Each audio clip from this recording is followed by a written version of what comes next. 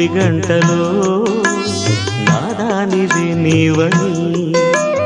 గోరంత పసు పెట్టి ఊరంత కబురెట్టే శ్రీవారే రావాలని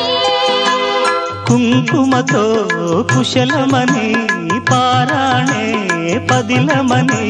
దీవించు దేవుళ్ళే మన ఇంటి వారని తెలియని రాగము పలికింది తీయని భావనలో మనసే జ్యోతిగా వెలిగింది మమతల కోవెలలో ఈ మమతల కోవెలలో